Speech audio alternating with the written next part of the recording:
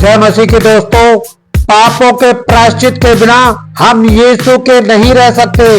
आज के सुसमाचार में यूहन्ना बपतिस्ता इस्राएली जनता को प्रतिज्ञात मसीह का स्वागत करने के लिए तैयार होने को कहते हैं। उनके उपदेशों में पश्चाताप शब्द का जिक्र आज के पाठ में 3 बार किया गया है।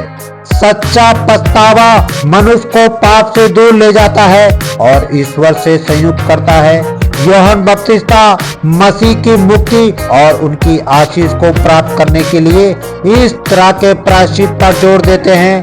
जो कोई भी प्रायश्चित के बारे में गंभीर है, उन्हें अपने कर्मों के द्वारा प्रकट करने की आवश्यकता है। क्या मैं विश्वास करता हूँ कि मुझे प्रायश्चित की आवश्यकता है? ईसायास नबी के द्वारा की गई भविष्यवाणी को सुनते समय ऐसा लगता है कि मानो हम कोई स्वप्न लोक में रह रहे हैं। वो उस सुव्यवस्थित राज्य की भविष्यवाणी करते हैं जहां मसीह राज्य करेंगे और उनकी प्रजा बिना किसी दुख तकलीफ से रहेंगे। उन्हें डराने वाली और सताने वाली हिंसक प्रवृत्तियां ध्वस्त हो जाएंगी। दीन दुखियों को न्याय मिलेगा, सभी के साथ में निष्पक्ष होकर न्याय करेगा। मसीह के आगमन के करीब 700 वर्ष पूर्व की गई भविष्यवाणी मसीह के इस पृथ्वी में पधारने के बाद भी पूरी नहीं हुई और उनके आगमन के करीब 2000 वर्ष बीत जाने पर भी स्थिति और ज्यादा बदतर हुई है।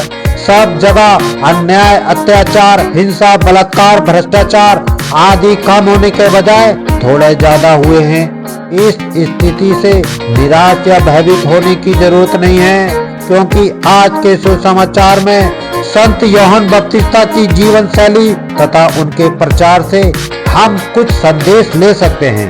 एक, अपने व्यक्तिगत सुधार से हम दुनिया का रूप बदल सकते हैं। यूहन्ना बपतिस्ता ने यदि दूसरों को पश्चाताप का उपदेश दिया, सबसे पहले उसे अपने ही जीवन में अमल किया था। उनकी जीवन शैली के बारे में हम अधिक जानकारी नहीं रखते, बल्कि आज का सुसमाचार हमें उसे एक कठोर बैरागी होने का चित्र प्रदान करता है। यूहन्ना ऊंट के रोओं का कपड़ा पहने और कमर में चमड़ी का पट्टा बांधे रहता था। उसका भोजन टिड्डियां और वन का मधु था।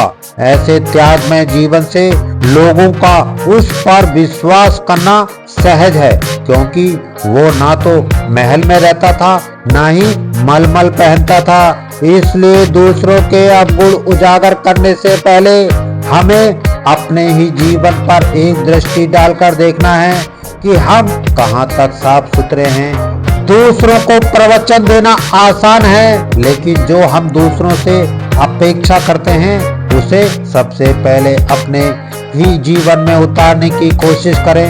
यदि सब इस न्याय को समझते और जीने की कोशिश करते हैं, कालानुसार वे बदलेंगे और एक नई दुनिया का स्वप्न सच्चा हो जाएगा।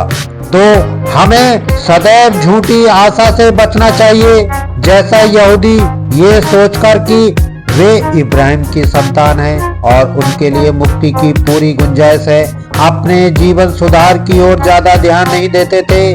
उनमें से अधिकतर उच्च वर्ग के यहूदी, जिसमें फरीसी, शास्त्री, सदूकी, पुरोहित शामिल थे, अपने को साधारण जनता से अधिक पवित्र मानकर विलासिता का जीवन जीते थे। 3, मेल मिलाप एवं भात प्रेम अपनाने से हम अपनी तकदीर बदल सकते हैं। यदि सचमुच ईश्वर हमारे साथ है, तब हमें एक दूसरे को अपना ही भाई बहन के रूप में देखकर उनके साथ में अपनापन स्थापित कर सकते हैं। हमारे अंदर बसा हुआ ईर्ष्या, जलन, वासना आदि का शैतान तभी उत्तेजित होता है जब हम औरों के साथ भाई बंधुत्व स्थापित नहीं करते और दूसरों को अपने स्वार्थ के लिए इस्तेमाल करते हैं। संत पौलुस आज के दूसरे पाठ में कहते हैं, जिस प्रकार मसीह ने हमें ईश्वर की महिमा के लिए अपनाया, उसी प्रकार आप एक दूसरे को भात प्रेम से अपनाएं। इन बातों का पालन करने से नबी इसायास की भविष्यवाणी साकार हो सकती है। नबी इसायास का ग्रंथ 11 की 1 से 10, यिशै की धड़ से एक टहनी निकलेगी, उसकी जड़ से एक अंकुर फूटेगा प्रभु का आत्मा उस पर छाया रहेगा। प्रज्ञा तथा बुद्धि का आत्मा, सुमति तथा धैर्य की आत्मा, ज्ञान तथा ईश्वर भक्ति का आत्मा वो प्रभु पर श्रद्धा रखेगा। वो ना तो जैसे तैसे न्याय करेगा और ना सुनी सुनाई के अनुसार निर्णय देगा। वो न्याय पूर्वक दीन दुखियों के मामलों पर विचार करेगा और निष्पक्ष होकर देश के दरिद्रों को न्याय दिलाएगा।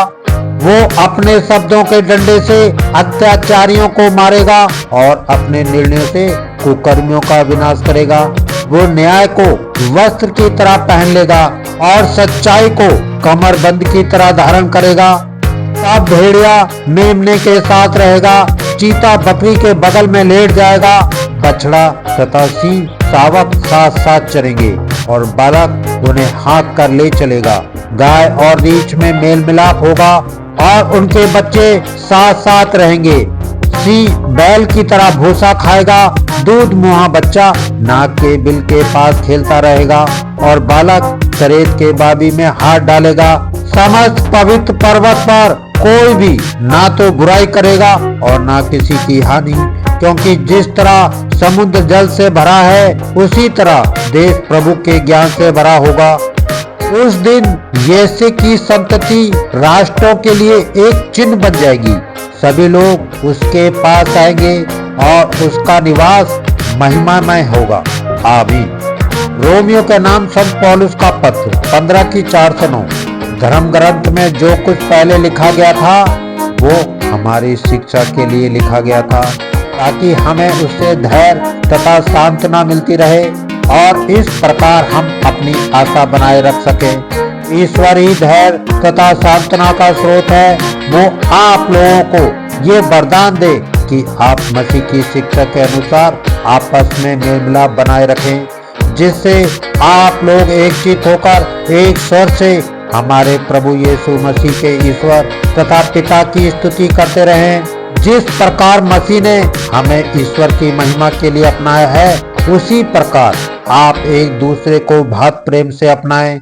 मैं ये कहना चाहता हूँ कि मसीह इसलिए यहूदियों के सेवक बने कि वो पूर्वजों को दी गई प्रतिज्ञाएं पूरी कर ईश्वर की सत्य प्रतिज्ञा प्रमाणित करें, और इसलिए भी कि गैर यहूदी ईश्वर की दया प्राप्त कर उनकी स्तुति करें, जैसा कि धर्म ग्रंथ में लिखा है, इस कारण मैं गैर यहूदियों के बीच तेरी स्तुति करूंगा और तेरे नाम की महिमा का गीत गाऊंगा।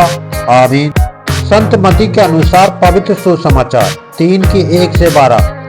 उन दिनों यूहन्ना बपतिस्ता प्रकट हुआ और यहूदियों के निर्जल प्रदेश में ये उपदेश देने लगा, पश्चाताप करो, स्वर्ग का राज निकट आ गया है। ये वही था जिसके विषय में नबी ईसायाह ने कहा था, निर्जल प्रदेश में पुकारने वाले की आवाज, प्रभु का मार्ग तैयार करो, उनके पथ सीधे कर दो। यूहन्ना ऊंट के रोग का कपड़ा पहने और कमर में चमड़े का पट्टा बांधे था। उसका भोजन टिड्डियां और वन का मधु था। यरूशलेम, सारी यहूदिया और समस्त यरदन प्रांत के लोग यूहन्ना के पास आते थे और अपने पाप स्वीकार करते हुए यरदन नदी में उनसे बपतिस्मा ग्रहण करते थे। बहुत से फरीसियों और सदूकियों को बपतिस्मा के लिए आते देखकर यूहन्ना ने उनसे कहा, रे सांप के बच्चों, किसने तुम लोगों को आगामी कोप के भागने के लिए सचेत किया है? पश्चाताप का उचित फल उत्पन्न करो और ये ना सोचा करो हम इब्राहिम के संतान हैं। मैं तुम लोगों से कहता हूँ, ईश्वर इन पत्थरों से इब्राहिम के लिए संतान उत्पन्न कर सकता है। अब पेड़ की जड़ में कुल्हाड़ा लग चुका है। जो पेड़ अच्छा फल नहीं देता वो काटा और आग में झोंका जाएगा। मैं तुम लोगों को पानी से पश्चाताप का बपतिस्मा देता हूँ, किंतु जो मेरे बाद आने वाले हैं वो मुझसे अधिक शक्तिशाली हैं। मैं उनके जूते उठाने योग्य भी नहीं हूँ। वो तुम्हें पवित्र आत्मा और आग से बपतिस्मा देंगे। वो हाथ में सूप ले चुके हैं जिससे वो अपना खलिहान ओसा कर साफ करें। वो अपना गेहूं बखार में जमा करेंगे, भूसी को वो कभी न बुझने वाली आग में जला देंगे। आमीन।